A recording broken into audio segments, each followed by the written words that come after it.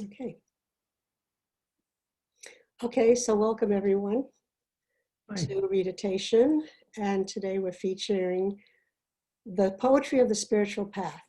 So here goes a poem by my mentor, Kenneth George Mills. The door is opening. Won't you walk through and see the beauty of this grace, beckoning for you to be one with me? The door is open.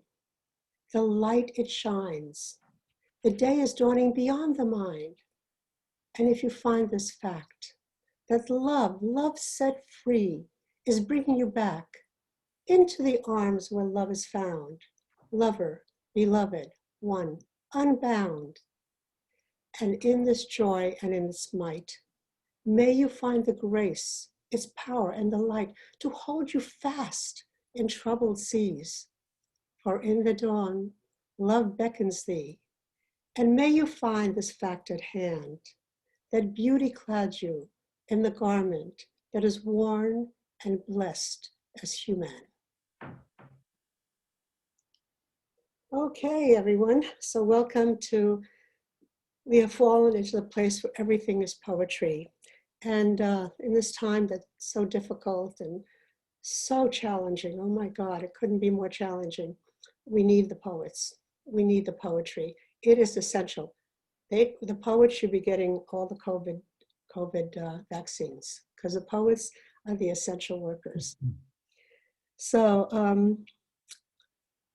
want to tell you about today, what we're going to be doing, and that is we're going to spend some time giving everyone, as many people as we can, a chance to give their poem.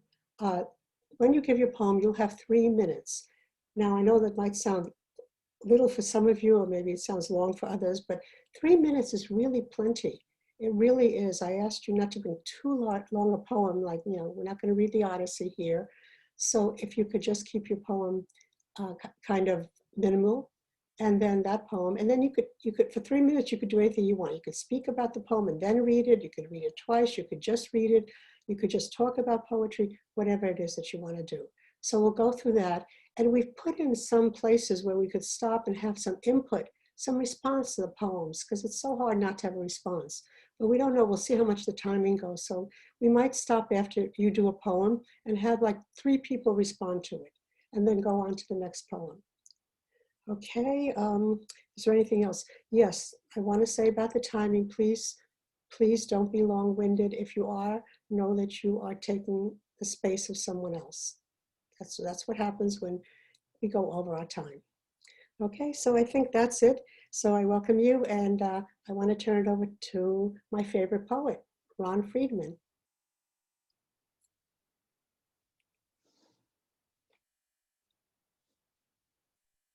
There we are. All right, welcome everyone. I'm really looking forward to everyone's poetry. And as we know, poetry is at the big time, not only present at the inauguration, but I hear rumors that Amanda Gorman is going to be at the Super Bowl.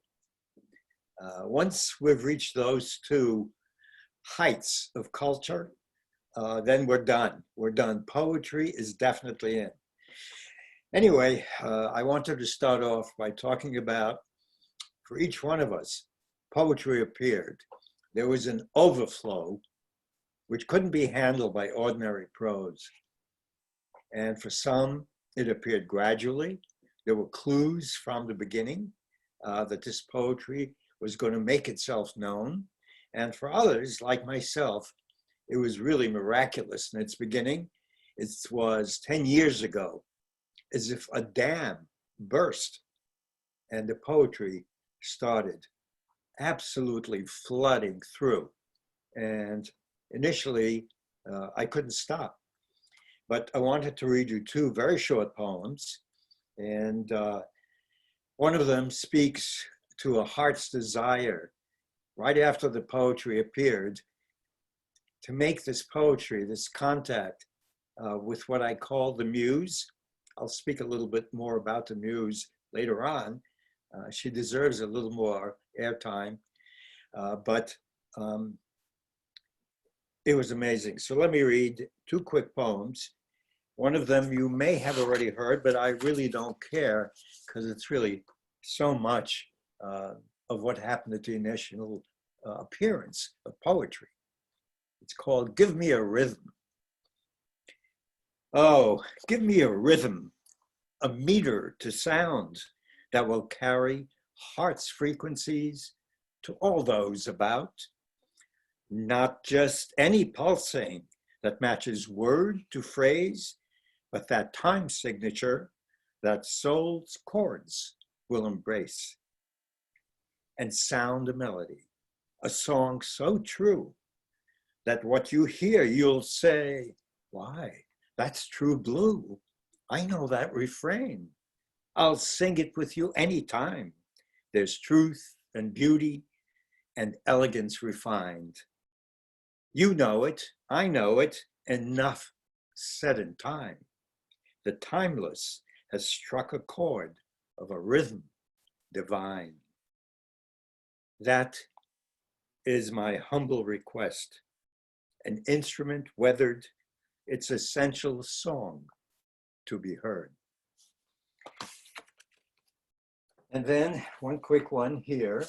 It's called An Offer I Can't Refuse.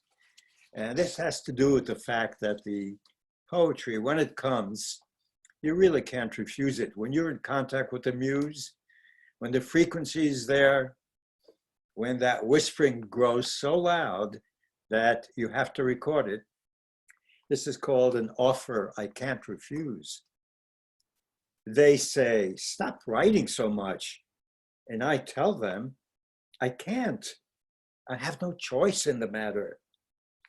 You come to me laughing and radiant, bathed in light, ready to dance. And you say, let's capture this mortal experience. Let's extract it into a two-dimensional code that only the reader's soul can restore to its original language of love. So now you understand why this is an offer I can't refuse. All right, let's move on. Victoria. You're on an offer I can't refuse. Stay with that just for a moment. I wonder if everyone here feels that way, that the poetry is an offer you cannot refuse. It's something you cannot not do. I think probably, probably. So let's see. Okay. All right, so who would like to go first? Just please raise your hand. Wendy Foxworth. Okay. Hi, everybody. Thank you, Ron. Wow, touched my heart. I think this, what I love about this experience every time I have it is the connectivity that occurs in this very subtle way through everyone sharing. So I offer this. It's a poem called The Journey by David White, W-H-Y-T-E. And he says, The Journey. Above the mountains, the geese turn into the light again, painting their black silhouettes on an open sky. Sometimes everything has to be inscribed across the heavens, so you can find the one line already written inside you. Sometimes it takes a great sky to find that first, bright and indescribable wedge of freedom in your own heart. Sometimes with the bones of the black sticks left when the fire has gone out. Someone has written something new in the ashes of your life. You are not leaving. Even as the light fades quickly now, you are arriving. So that's the poem. And I just will use the rest of my time to read his description of this poem and what it really meant to him to write this. Is pretty moving. It says, there is every reason to despair due to all the present events that seem out of our control. But there is every reason to hope that with attention and discipline, we can bring ourselves and our societies through a kind of necessary seasonal disappearance back into the realm of choice. Firstly, the easy part, despair. The world at present seems to be a mirror to many of our worst qualities. We could not have our individual fears or prejudices, our wish to feel superior to others, and our deep desire not to be touched by the heartbreak and vulnerabilities that accompany every life, more finely drawn and better represented in the outer world than are presented to us now by the iconic and often ugly political figures, encouraging the worst in their fellows that dominate our screens and our lives. Life is fierce and difficult. There is no life we can live without being subject to grief, loss, and heartache. Half of every conversation is mediated through disappearance. Thus, there is every reason to want to retreat from life, to carry torches that illuminate only our own view, to make enemies of life and others, to hate what we cannot understand, and to keep the world and the people who inhabit it at a distance through prejudicial naming. But therefore it also follows that our ability to do the opposite, to meet the other in the world on their own terms, without diminishing them, is one of the necessary signatures of human courage. And one we are being asked to write above all our flaws and difficulties across the heavens of this, our present time. The essence, in other words, of the journey.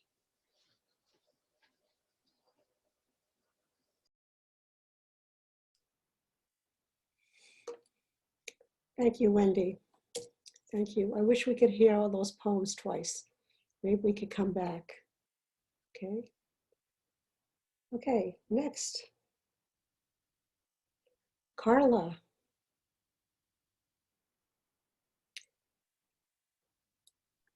Can you hear me? Yes. Oh, thank you. This is such a perfect thing to do. I just totally appreciate so far.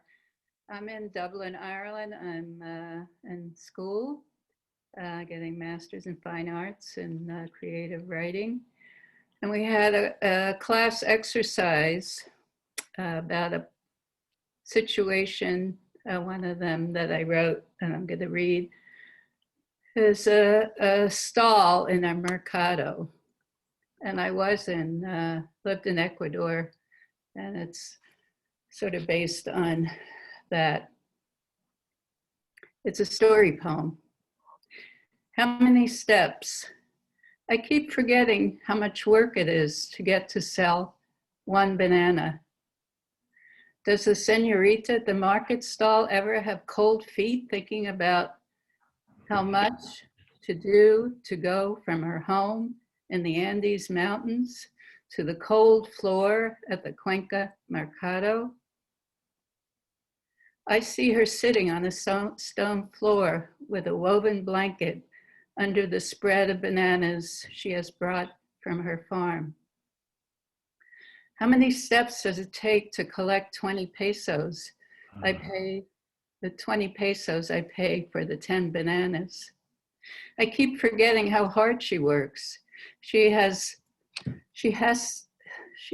to be more than 60 with sun-weathered skin and large brown feet inside her sandals. The rough skin extends from her feet to her face.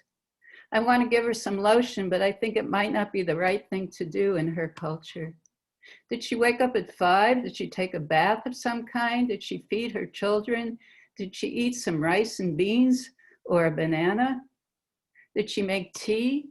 Where are her children? Did she bring them to a neighbor before she walks down the long path from her house? I keep forgetting the trip with the bananas. Does the bushel she slings over her shoulder weigh a lot? How strong must she be to carry them? At the foot of the path, finally at the road, does she wait long for the bus, or does she know when the bus will arrive, timing herself to arrive when the bus comes? Is there a seat for her? Is the ride long? I know the surrounding pueblos can be far. Is she tired from the ride? How long has it taken her to go to the mercado? Does she greet the other sellers? Are they friends? How long has she been doing this? Is she the only one who earns money for her family? Will her daughter follow in her footsteps? Does she have a husband? What is she do? What is he doing? Is he tending the farm? Does she have children? How many? How old? How many pesos can she earn? Does she buy food for her family before she leaves? I keep forgetting how many steps it takes to sell one banana. I remember my grandfather had a push cart and sold bananas after he arrived from Russia and the pogroms.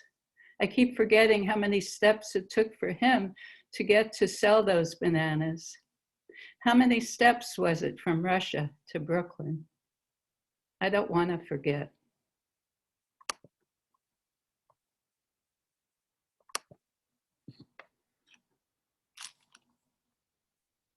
Is that my 3 minutes? That's an eternity. Well done. Very, very moving. Very, very moving. Wow. Very moving, everyone. Oh, Great. okay. Let's take a moment. Victoria. Thank you, Carla. Thank you. Okay, matter of fact, why don't we stop here just for a moment? And why don't we take 3 contributions on that? Okay, 3 people only. Keep them to like a minute each, just something you want to respond with, anything you want. Keep it very short. Raise your hand. I'll call on you and you can get unmuted. Okay, does anyone have a contribution for that to just respond?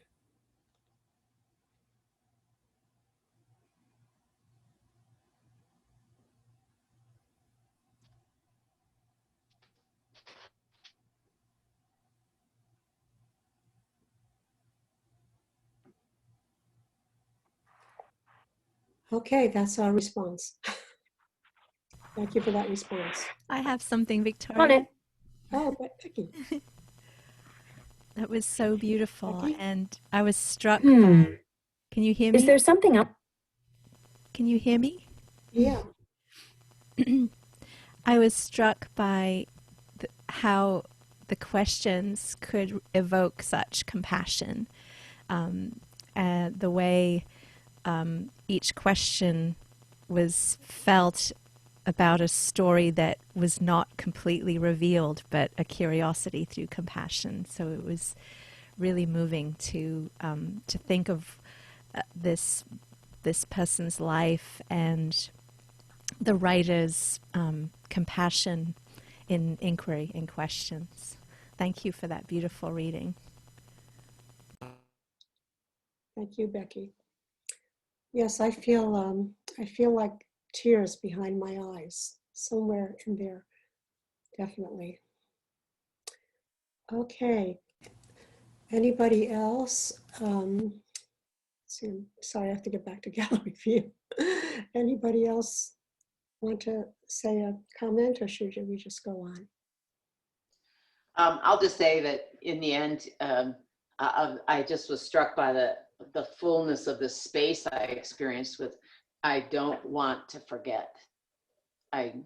Let us not forget. I mean, it's like the enfleshing of love on and in through us in the world.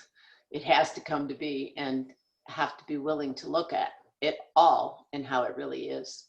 So I don't want to forget how it is, so that I can help it become more than it can be. No. Okay, Ron. You're muted. I just, it strikes me how this poem and this question is related to the David White poem that was read.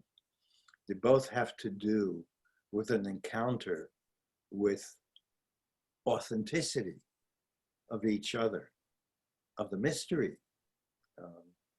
You know, looking at someone and seeing them as a very unique presentation of a human being, of their journey, and how it is so important to encounter each other in that way, to be almost a miraculous encounter, and then let the depth reveal whatever it needs to in terms of that encounter. So the two struck me as very, very related emotionally. Thank you. Okay, big breath. Okay, who's next? Nina. Hi guys, I'm really grateful to be here. This poem is called Thank You Life by Gary Van Warmerdam. Thank you life, thank you for this breath, thank you for this inhale, thank you for this exhale. Thank you life, thank you heart, thank you for this pounding, thank you for this pulsing, thank you for this love. Thank you feet, thank you for this walk, thank you for this run, thank you for the dancing. Thank you eyes, thank you for the sunrise, thank you for the sunset, thank you for all the colors. Thank you ears, thank you for the music, thank you for the rhythm, and thank you for the stillness. Thank you hands, thank you for the caressing, thank you for the clapping, and thank you for the holding.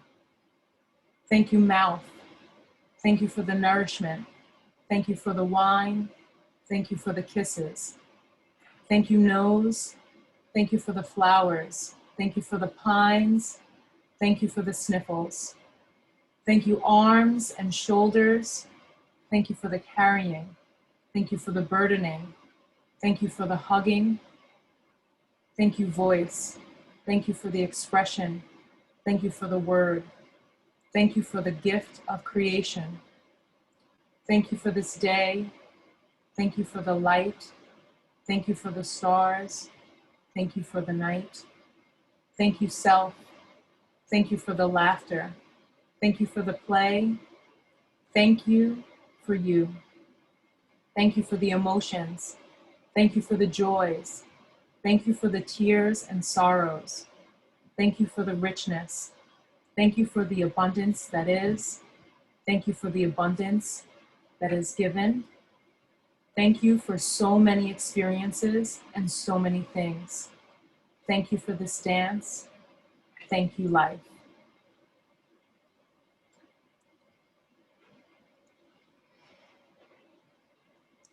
Thank you, Nina. Thank you, Nina. Thank you. Thank you, Nina.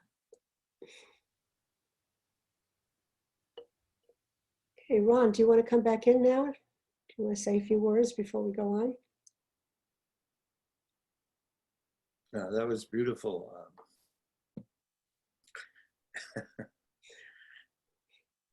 There's the gratitude that recognizes that ultimately everything is a miracle. No exceptions. Anyway, I did want to bring up another facet of my poetic experience, which I suspect is shared.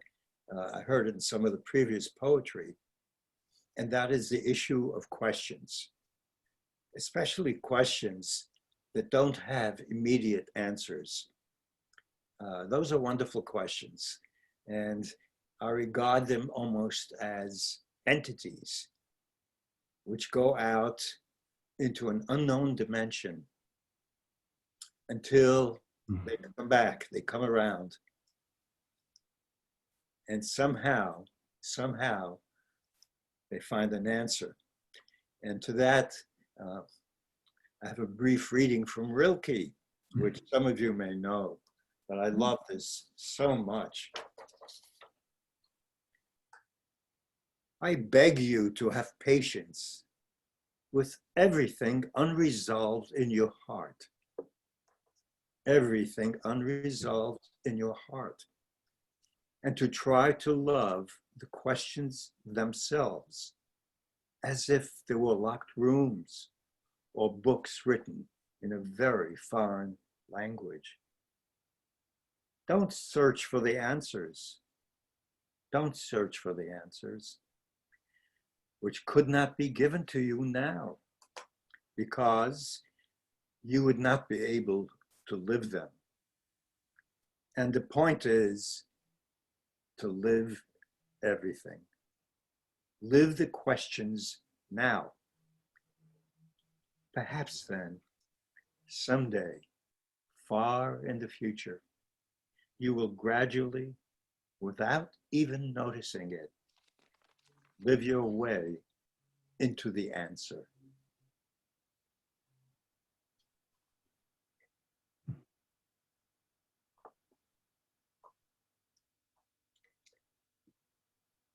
John Hoover.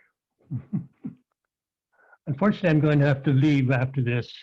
I had a prior appointment, but here's one of our favorites, poets, Hafiz, and just a few brief words.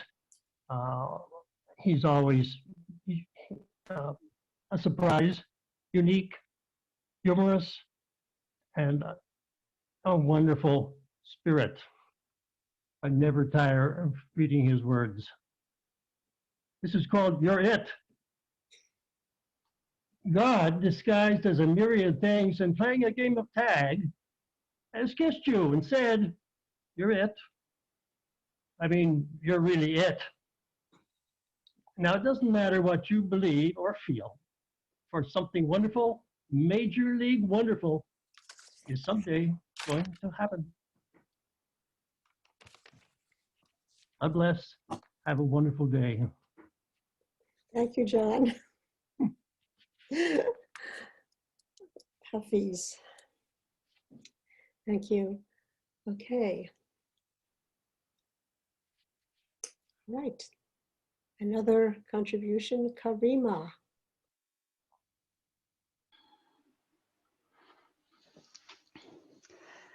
So I have an extremely short one and then one that is also fairly short. And this one is about you. There is no face of God, but all I see. There is no name of God, but the indescribable sound of creation in celestial spheres. That a faceless, nameless presence lodged itself in my heart and left the door wide open is the invitation for the dross me to pack its bags and leave, while the me that glistens dines on the throne in the light where only one of us exists.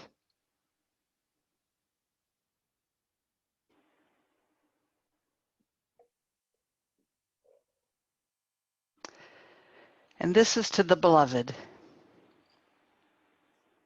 most beloved one.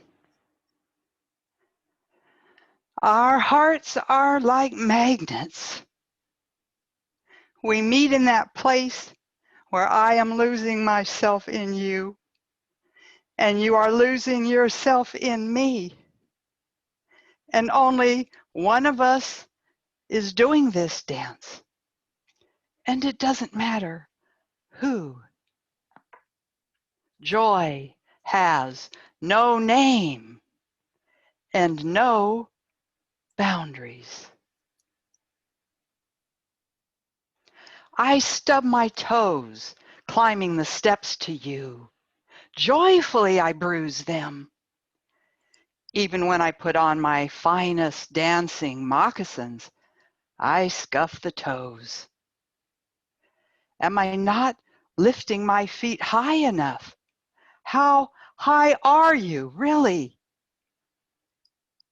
When I part the drapery to witness the sunrise and feel the light, fire, heat, I can't look or I'd go blind, such radiant life.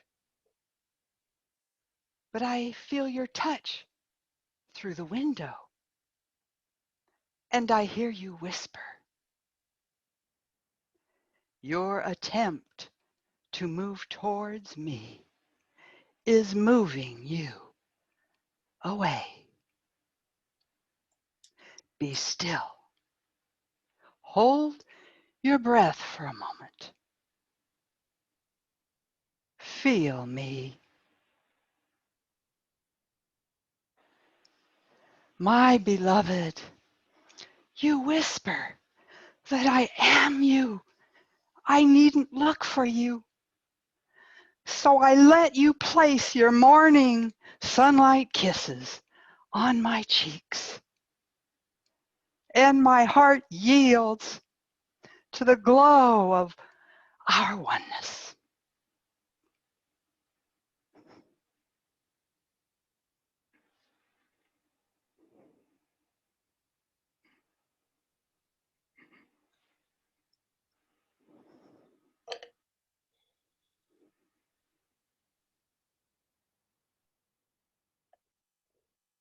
Karima.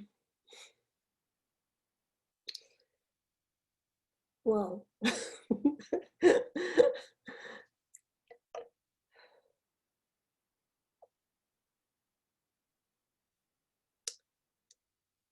Just one moment, Robert. I just wanted to say that when Karima was reading that, it totally brought me back to the poetry of Mirabai.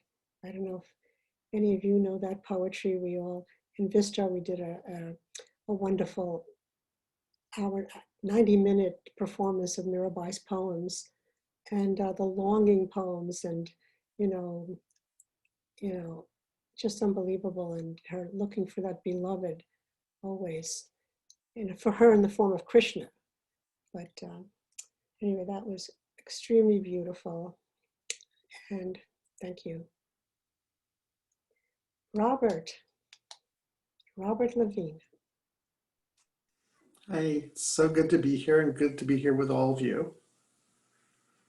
So I'd like to offer a truly short poem. I embarked on a journey a number of years ago to write poetry truly in the moment, without thought, without intention, truly without thinking, just allowed whatever to come out to come up. And this emerged from a meditation earlier this year. And as with so many of my poems, it does not have a title. By grace, soft lips brush my cheek as I find myself flying, feeling nothing beneath me and everything around me. My eyes open at first, with fear gripping my limbs and within, until I see that I am moving in the cosmos, stars and planets, vast spaces of light and dark, and I am embraced by wonder.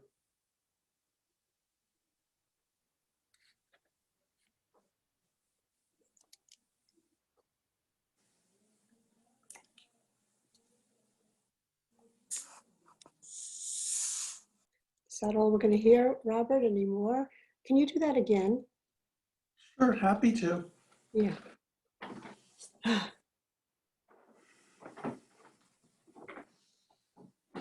By grace, soft lips brush my cheek as I find myself flying, feeling nothing beneath me and everything around me. My eyes open at first, with fear gripping my limbs and within, until I see that I am moving in the cosmos, stars and planets, vast spaces of light and dark, and I am embraced by wonder.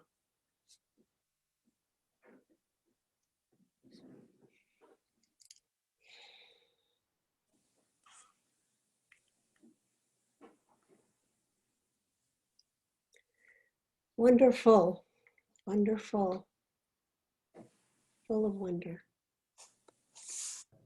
Okay. Before I go back to Rod, I'd like Mary Joy. Mary Joy, would you please unmute yourself and grace us with a poem?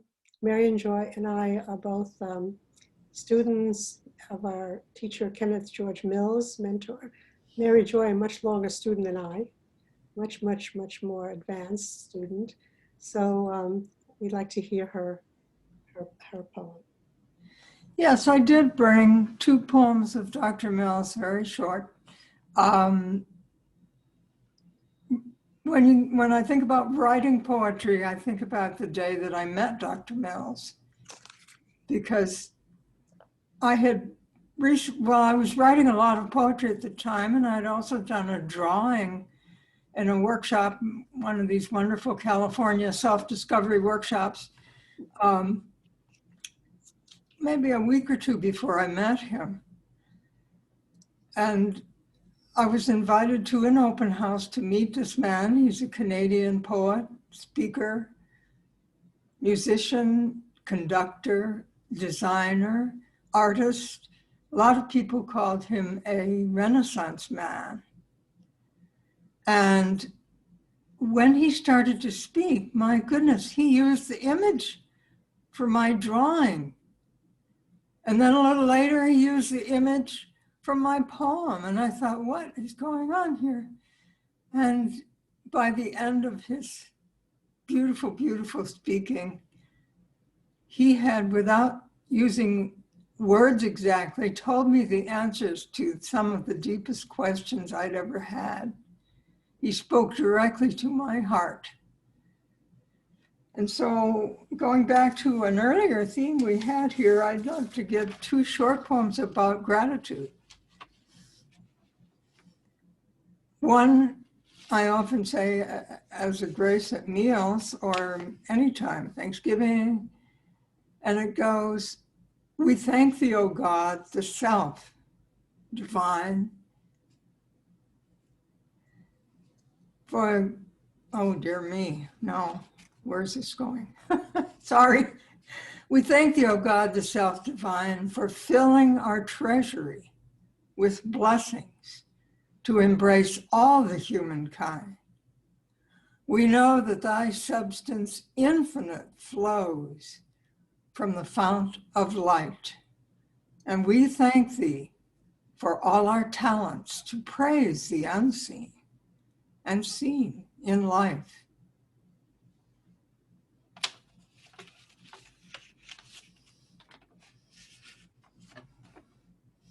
And the other one, also a prayer of gratitude by Kenneth Mills.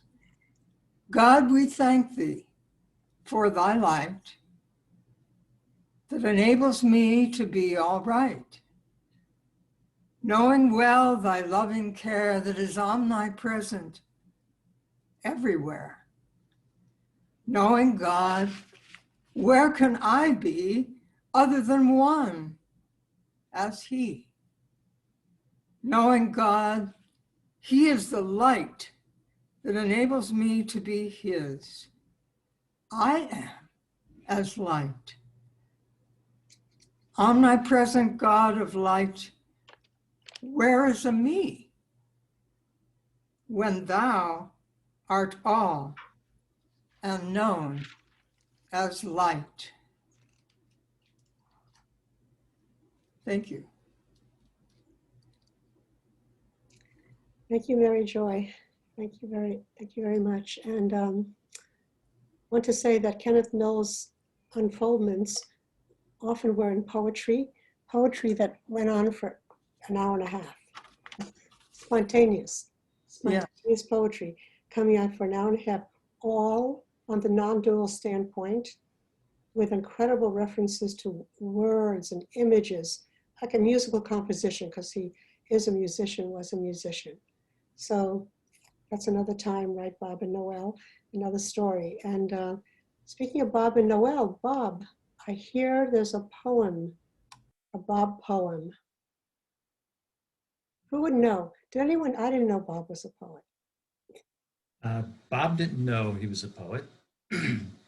Hello, everyone. Wonderful to be with you and the joy of this time together.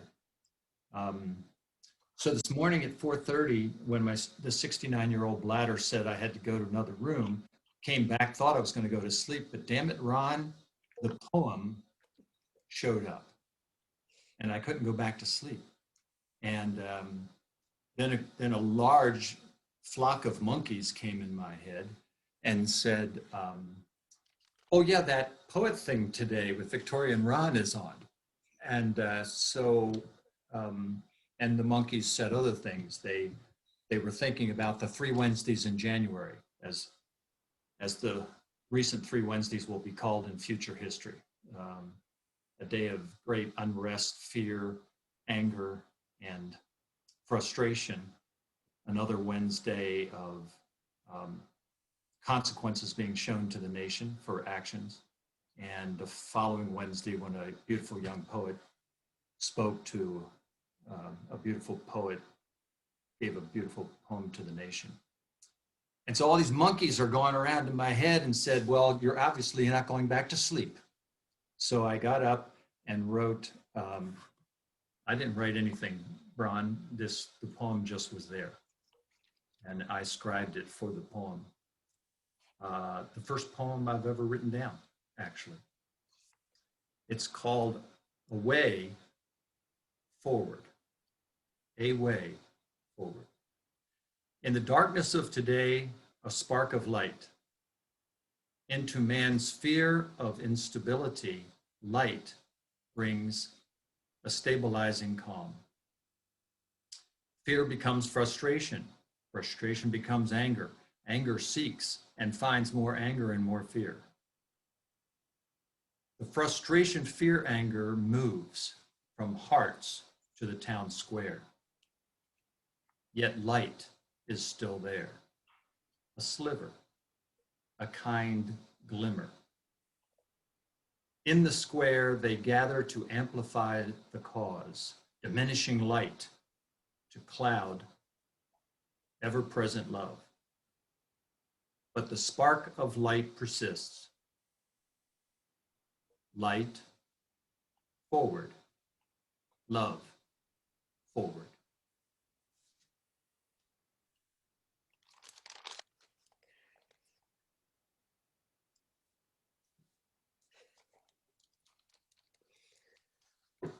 First poem, this is historic.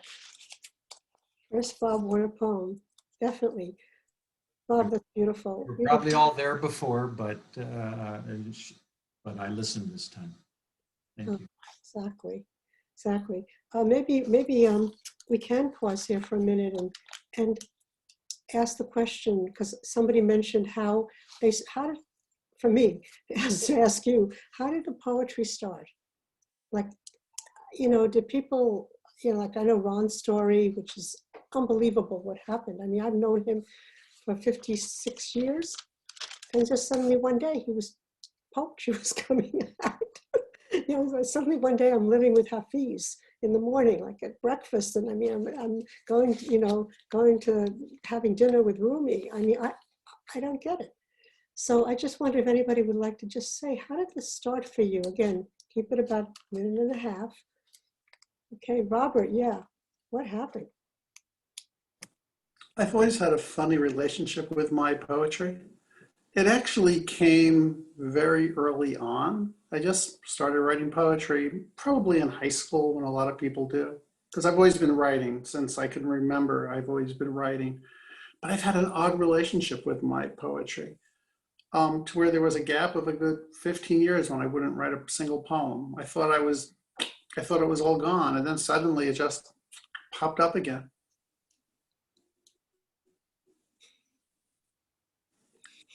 Okay, pop-up poetry. It just popped up again. I guess it was never gone. Okay. All right. Anybody else? How did it start? Like, what happened? Craig.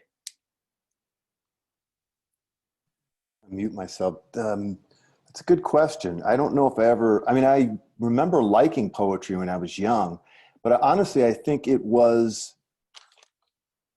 started because like all of us, we start to have experiences that we can't explain with normal language.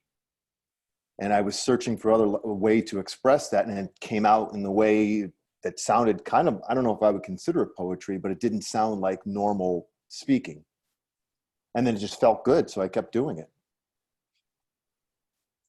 So do you have a poem to share with us? I did, but actually something I wrote, or something, three lines that I thought was more appropriate. The tense on this, I don't know if it's past, future, so bear with me in that one. I know you're forgiving people, so it shouldn't be. Then I do need to jump off because I need to go. So this is, it's not a poem, but I started to write something called This Future, Present, Now. And it's just 2 lines. It says, the superpower of this future is the ability to see a kaleidoscope of perspective and still choose to act. The miracle of what is to come will be the ability of our collective to come to a singular agreement on any given topic. That's it. Okay. Well, more to come, right? More to come. Okay. Okay, thank you. Thank you. Anyone else on how did this begin? Karima. Well, once my kids were raised, I had a vision one Easter morning, and it said, leave your home, your community, your everything, and go to the mountains. And I did. And so I spent 2 years there, and I wandered around in the forest, and just poetry started coming. And then it's like I was really becoming a hermit, and I started sharing a little. And people said, that sounds like Rumi. And I said, who's Rumi? So I went and I got a book. I didn't know who Rumi was. And I opened it up randomly. And the poem that was there, I had just written one very much like it. And I said, wow. So Rumi kind of was my muse for a couple of years. And then I did keep writing for about 10 years. And now I've written more prose lately. I would love to.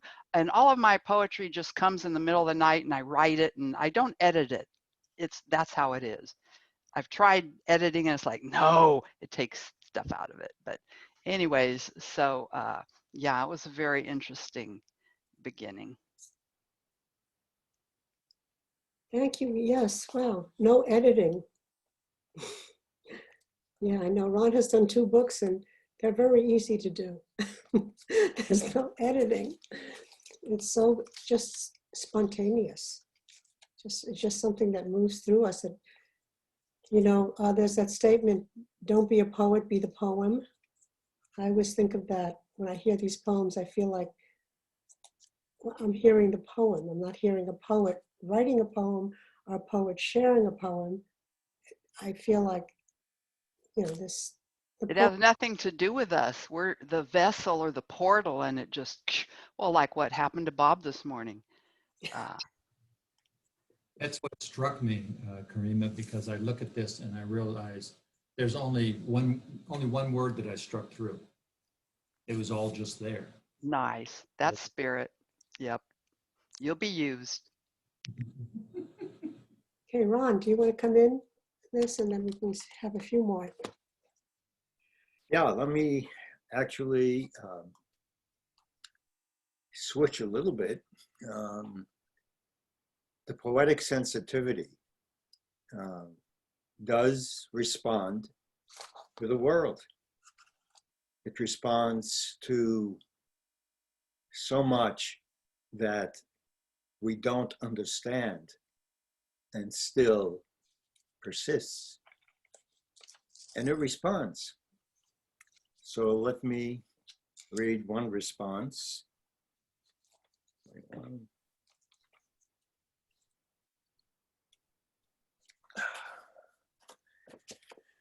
This is from a section in one of the books called Restless.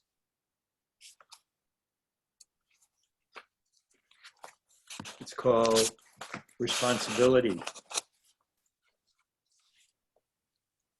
There is a revulsion so deep, an outrage so profound that neither head nor heart can sound it. Arising like a tsunami from the depth of bowels, it carries on its crest the soul's fury, erupting through chest and mouth in a soundless scream that shocks the universe into sudden silence.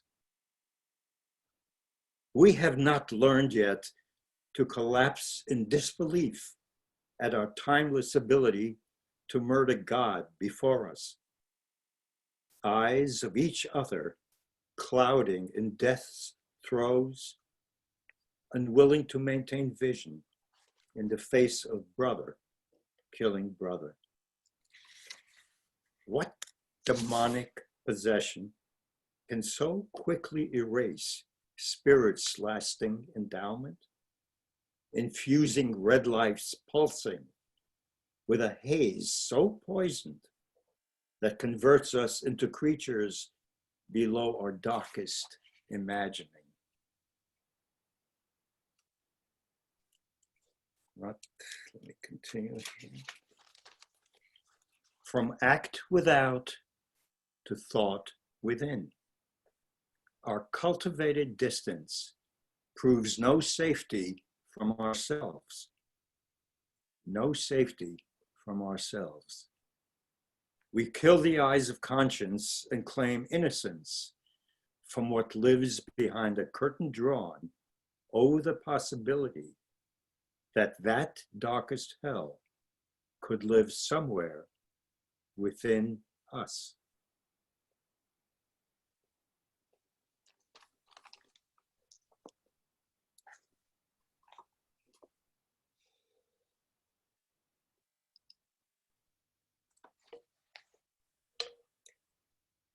It's amazing how poetry does touch every corner that can be.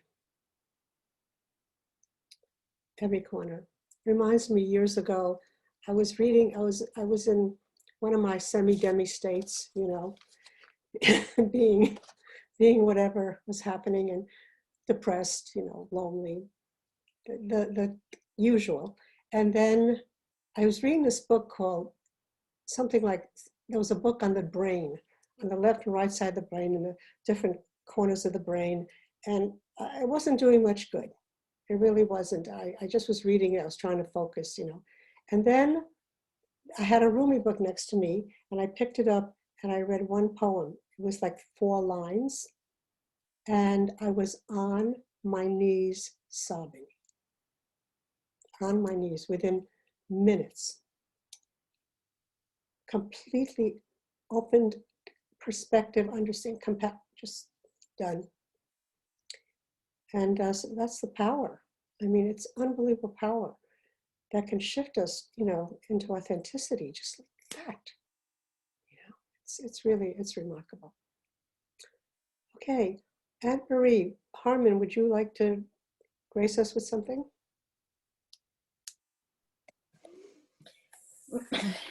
Thank you, Victoria, and thank you so much for putting this together and giving us and all those who will be watching this in the future an opportunity to really feel and open our hearts. So in our READITATION group, and we started to read more poems or be aware of more poems, I pulled out this book that I had purchased right after I was in the Vistar Foundation and very moved about memorizing poems. And this is a book called Committed to Memory of 100 best poems to memorize. And it breaks down poems from all the ages into sonnets, but also into songs. And we forget that songs are poetry too. And so being here in Vermont, and it's 3 degrees outside right now, and I've been snowshoeing every day as often as I can and immersing myself into all the beautiful whiteness around. This one song just jumped out at me of inner meaning behind the nature, and it's by William Shakespeare, 1564 to 1616. Blow, blow, thou winter wind. So this is his song. Blow, blow, thou winter wind. Thou art not so unkind as man's ingratitude. Thy tooth is not so keen because thou art not seen. Although thy breath be rude, hi-ho, sing. Hi-ho, unto the green holly. Most friendship is feigning, most loving mere folly. Then hi-ho, the holly. Life must be jolly. Freeze, freeze, thou bitter sky, that dost not bite so nigh, as benefits forgot, though thou the waters warp, thy sting is not so sharp, as a friend remembered not. Hi-ho, sing.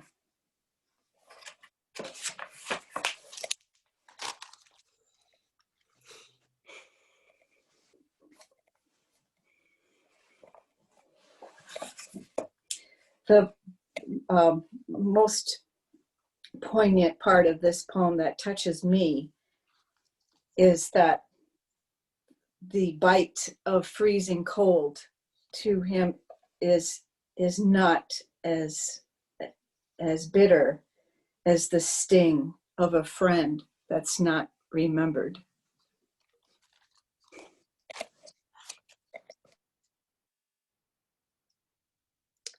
Wow.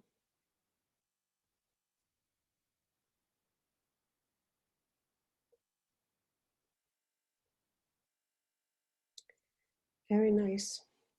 So yeah, I think it was interesting that Emery bought that book about memorizing poems. And I really encourage people with that because I've done that a little bit. And it's just wonderful.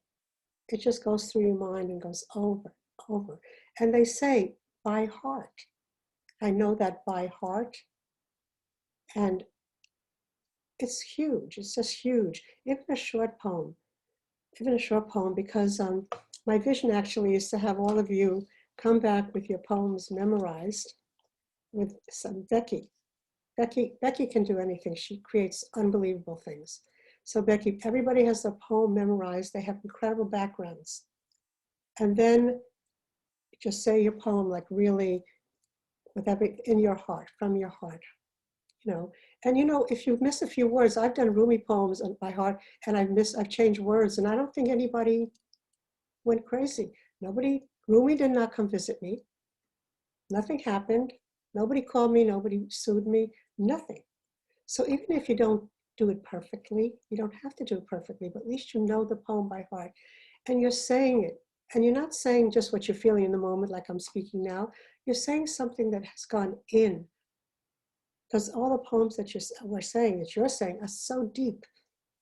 And you know, reading is one thing, and also it's incredible practice. It's incredible spiritual practice to memorize.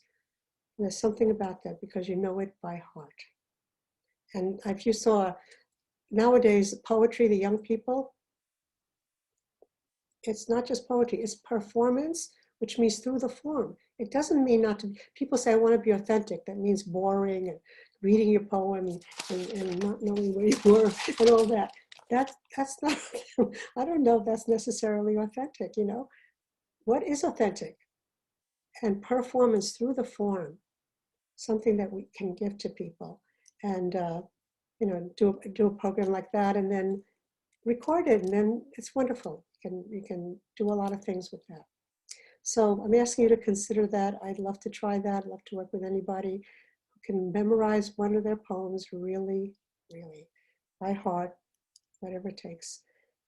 Practice. It's better than inner talking, you know.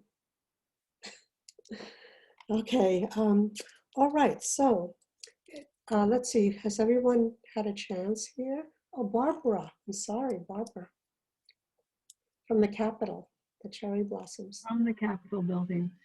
Um, the poem that Anne Marie just recited touched me very deeply because I wanted to read a poem from someone who touched my heart very deeply.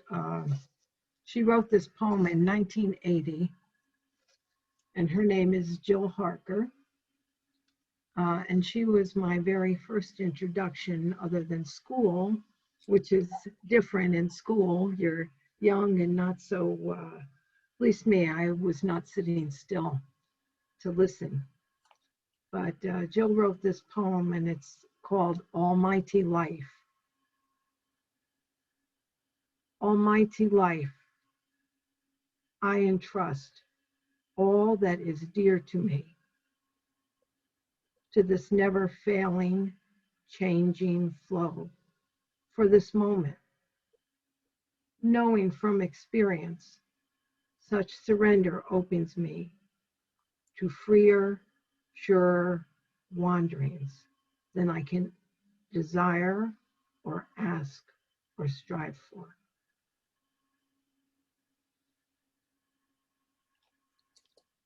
Beautiful. It's like the soul speaking every facet. And it's like there's a diamond here, and there it has all these facets in there. Each one is amplifying another. So Becky, are you a poet? Yes. I have a lighter one because I did two short ones. Oh, do you want to do another one? Yeah, if you don't mind. Okay. Oh, sure. I'm sorry. That's right.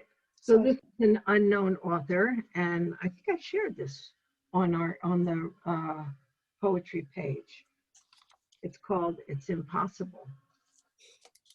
It's impossible, said pride.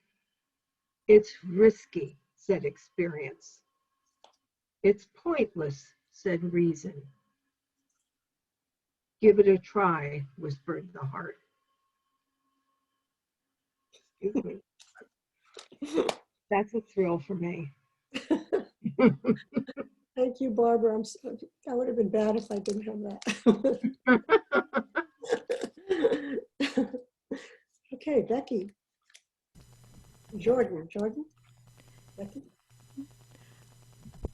Is Jordan ready? I don't know. Are you ready, Becky, or should I go? I can go for it. Thank you so much for creating this space. It's so touching to hear everyone's sharing and hear your voices with the words. And it's really moving and so needed in our world to have this place for beauty and meaning. I have two that I'd like to share. The first one is a very quick one called A Writer's Prayer. And I'm fascinated by a word called prayerums, where it's like a poem that's a prayer. Sometimes I write things and I think this is a prayerum. So perhaps this is a prayerum. A prayer for my now.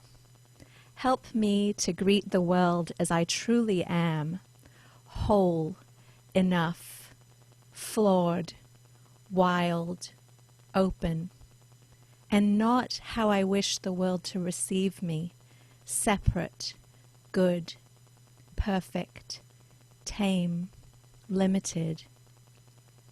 Truth is being real, connected, a speck in all.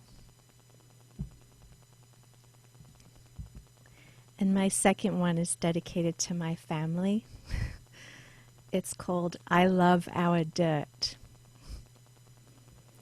I fold the towels. I pair the socks. I don't fold underwear because that seems silly. I wash the fruit. I bake the biscuits. I empty the dishwasher, placing the knives that special secret way so the drawer doesn't jam. I close the cupboard door. I push in the chair. I hang the coat. I pick up a brown, decaying leaf and throw it back outside. I put the new toilet paper roll on the holder. I pick up someone's dirty sock. I refill the water pitcher over and over because no one else seems to know my magic. I don't do any of these to be seen. I don't do these things to be known, acknowledged, or witnessed. I do these things over and over every single day for love. With each and every tedious, repetitive, sometimes exhausting motion, I think and feel and know, I love you. I love you. I love you. I love you. I love our mess. I love our dirt. I love how things get used and need to be washed or replenished and put away. I love the overfullness and emptiness of different spaces in our home.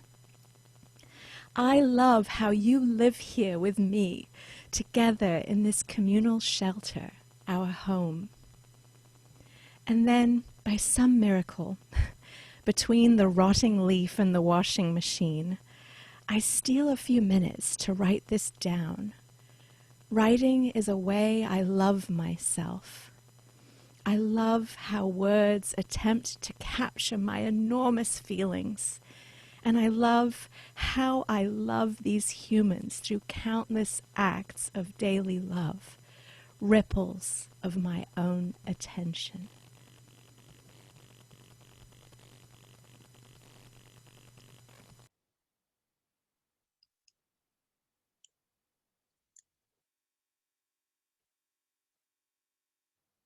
I'll never fill the pitcher the same way again.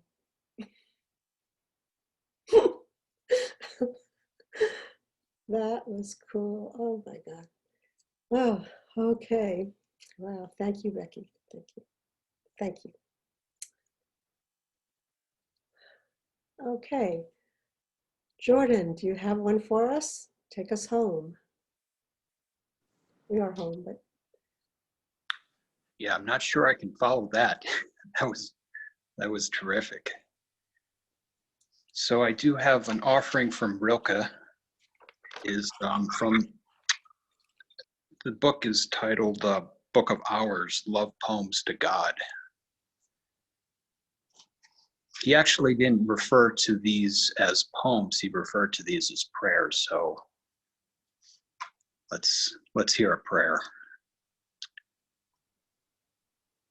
You are not surprised at the force of the storm. You have seen it growing. The trees flee. Their flight sets the boulevards streaming. And you know, he whom they flee is the one you move toward. All your senses sing him as you stand at the window. The week stood still in summer. The tree's blood rose. Now you feel it wants to sink back into the source of everything. You thought you could trust that power when you plucked the fruit.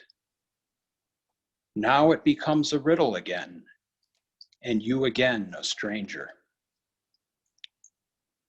Summer was like your house you knew, where each thing stood. Now you must go out into your heart as onto a vast plain. Now the immense loneliness begins. The days go numb. The wind sucks the world from your senses like withered leaves.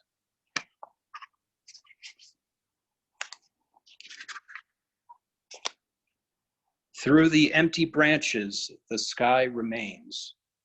It is what you have. Be earth now and evensong. Be the ground lying under that sky. Be honest now, like a thing ripened until it is real, so that he who begins it all can feel you when he reaches for you.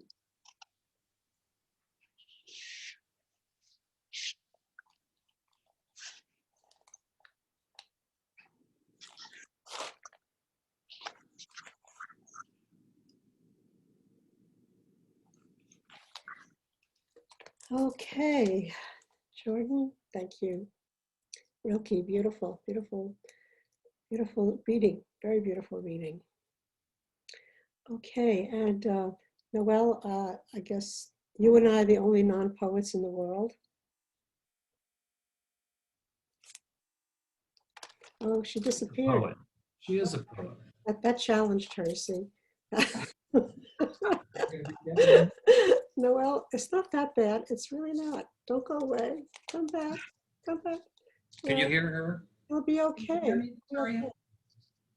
Actually, I've been searching for my poem I wrote when we did the Birth 2012 tour called The United States of Consciousness.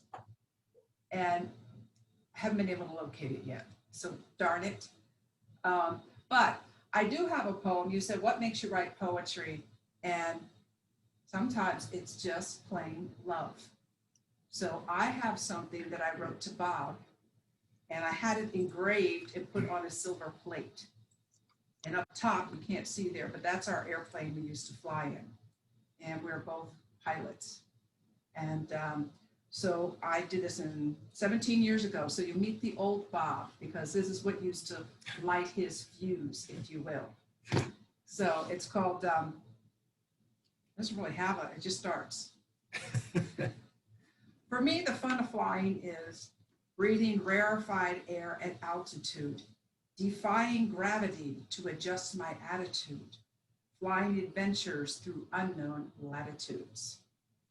Talking to ATC like a linguist, getting oily and greasy like a machinist, rejecting fears of earthbound antagonists. To aviate, navigate, recreate, and educate, to exuberantly elevate and delightfully descend in my magnificent flying machine friend. With love for Bob, Christmas 2003, always Noel. So it's a little different, but but we've evolved since then, right, dear? We've evolved since then. So we fly high in other dimensions, other realms now, but we have such beautiful memories of all the things. So poetry can just be, there's another poem I was looking for that I wrote called The Cardinal is Calling, when I was helping my sister as she transitioned. She had ovarian cancer. And it was in West Virginia, and it was during a blizzard. They had the worst snow in history there. And as her days on the planet got fewer and fewer, more cardinals gathered in the birds around us, in the trees around us. So we had these trees just covered with snow that got redder and redder every day until they dispersed. And actually that's when we started our 10-year RV at Odyssey. So the cardinal for me is my sister calling. So one of these days I'll find these poems, be able to share them with you. So thank you.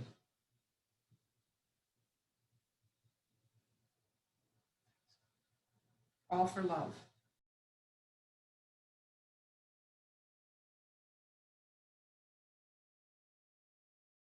You're muted, Victoria. Okay, I didn't want my paper to rustle at this speaking. Okay, Ron, I guess you're going to take us home. Okay.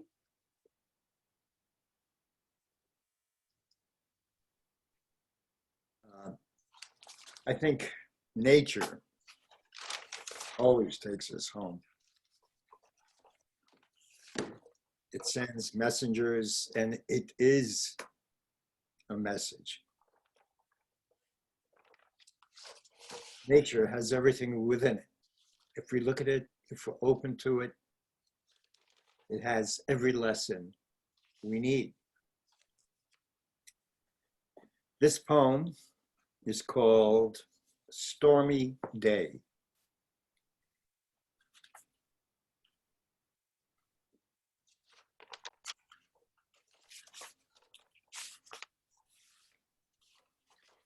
Sometimes, especially on stormy days with lightning and thunder, I have a feeling that I used to have a very different relationship with the elements. I used to be much closer to them. And this poem tries to get at it. On days like this, the wildness arises in me. Sleeping energies stir, wake, and surge into remembrance, fierce, demanding voice. Brothers of lightning and thunder, great winds, and driving rains. Oh, once I was part of all of it. Gaia, I knew your movement as my breath and my heartbeat, the pulsing of my blood, the power of my muscles, our embrace constant, destinies intertwined. We understood one another, danced to lost melodies together. I spoke for you to the stars.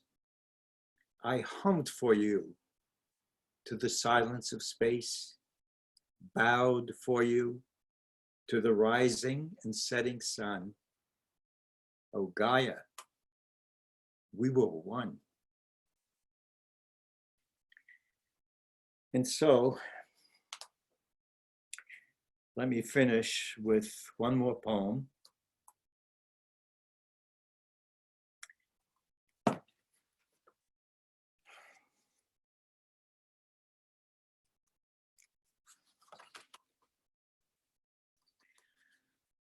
And this is what we have here.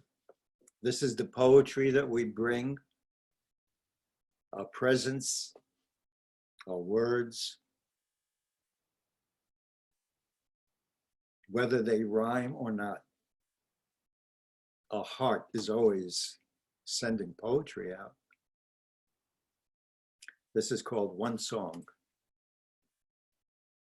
Only one song and instruments endless.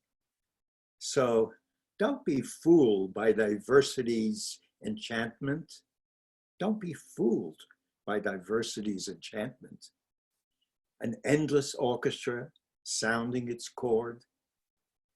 At morning sunrise, arise with all creation. Stand still, then hear the pitch for this day. And as you join this paean universal, know that Creator joys in your singing along.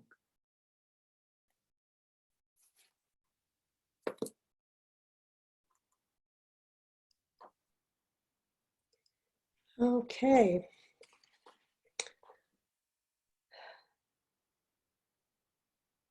Fulfilled. So what I did, just as an ending here, is every time somebody did a poem, I took a few words. So this is our collective poem, okay?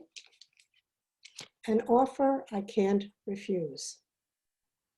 In the ashes of my own life, how long have I been doing this? Thank you, life.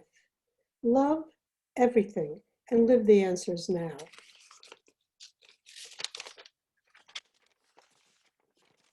Because you're it. Only one exists. Only one is doing this dance. Stars and planets embrace by wonder I am. Praise the unseen. Light is still there, a kaleidoscope perspective. What demonic position can erase spirit's endowment? Almighty life, I entrust all what is dear to me. Truth is being real, over and over and over for love. Sink back into the source, always, one, endless. So that's our collective message. Yeah, I like it. Definitely. Really cool. Beautiful. Thank you so much. I really thank you so much for this day. Thank you. Thank you, everyone. And memorize some poems and let's do it again. Let's do it with even more. Because, you know, when you ask spiritual teachers, which we all are spiritual beings, how much is there to say? The answer is more. Okay, so thank you so much, and hope you all have a good day, and hope to see you again. And thank you, Becky, for your help, and Noel. Thank you, Noel. And we have a new poet. A new poet was born. A star is born right here. A new poet is born right here. You were here. We were all here. We have it recorded. It's in history. Okay. All right. Goodbye, everyone. Thank you, Noel. Thank you. Becky. Good to see everyone. Thank That was wonderful. Thank you, Robert. Great. We can also do a watch party when we put it on. Yes. Okay. Let's do a watch party. Yeah. Thank you. Thank you. Thank you.